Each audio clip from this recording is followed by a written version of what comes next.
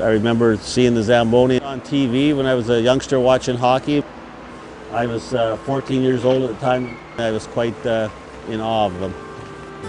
I'm Ross Forrest. I'm an ice maker, Zamboni driver at Fuller Lake Arena for North Cowichan. I've been driving a Zamboni for going on 10 years now. I do have another hat that I wear in the community. I'm the Mayor of Lake Cowichan, a community half an hour away from here. This job, driving the Zamboni, is a good outlet for me to get away from the pressures of my mayor's job. I think one thing that people don't know about me is that I have an artificial leg. I lost my right leg in an accident when I was 4 years old. I crawled up the ladder into the back of a sawdust truck when the operator was working and slipped in and fell into the augers of a sawdust truck. Quite traumatic, I believe. I don't remember it, but I know my mother certainly did. It hasn't affected my life too much. See, I played sports in my childhood. I started playing hockey at 14, but played lots of other sports long before that. My inspiration for driving the Zamboni was I was working away from home. I was a logger before this, which was a much more physical job. I was away for about 17 years in a camp, and I wanted to be closer to home and closer to my family. Got myself a refrigeration ticket and got into a job that I certainly enjoy. There's a lot more to this job than just driving the Zamboni and flooding the ice. The basic functions of a Zamboni in comparison to a car is the shift to go forward or reverse and steering wheel. That's about the only similarities to a car. The Zambonis are always driven clockwise. The board brush is on the left-hand side, and for visibility, it's just easier to see down, look down, and get as tight into the boards as you can when you're doing your surface, rather than on the opposite side where you don't have any vision. The feeling of driving a Zamboni compared to driving a car on the road is the road that we have a line that guides us and a lane to stay in.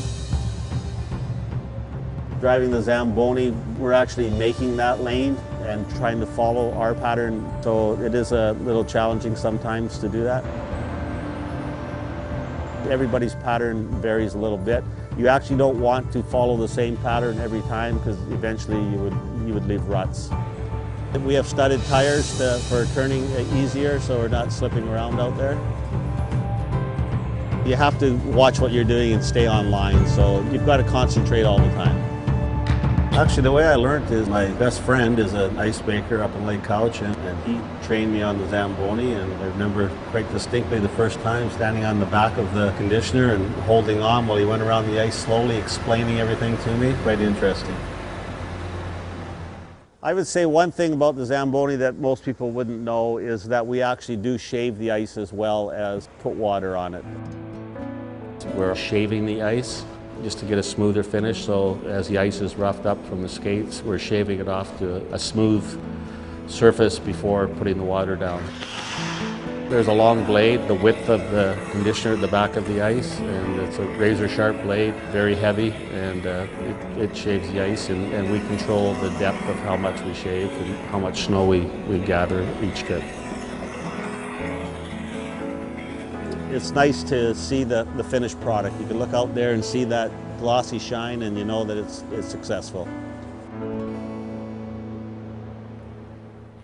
I'm not sure if it's an art or a science to make ice, but it certainly is challenging sometimes, and weather and temperature and everything you have to take into effect of what you're doing out there. Ice sets better with hot water because it takes the air out of it. If you've got air bubbles in there, it's not as good ice. We now use cold water to freeze our ice, and went to a system last year called Real Ice, and it turns the water before we put it in the machine and takes the air out of it.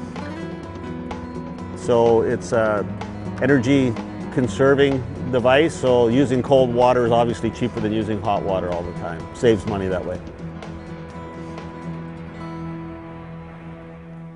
I'm not sure why people are so fascinated with Zambonis, but I know kids just love it. You know, when you're driving by the end here, or the glass, the kids are always waving at you, and they get quite excited about it. I'm not sure what that excitement is, other than it's sort of a Canadian tradition, I guess. Kids are fascinated by machinery, and the Zamboni is, I guess, a little unique. It's not something you see every day. This job, driving the Zamboni, there's a real knack to it, and I've been at it 10 years, and I'm learning every day different techniques. One way of telling if you got good ice or bad ice is the hockey players or the figure skaters, they'll let you know. Well, I think people are fascinated by a Zamboni just for it's unique, and it speaks of being Canadian. That's what we're all about, is hockey and ice.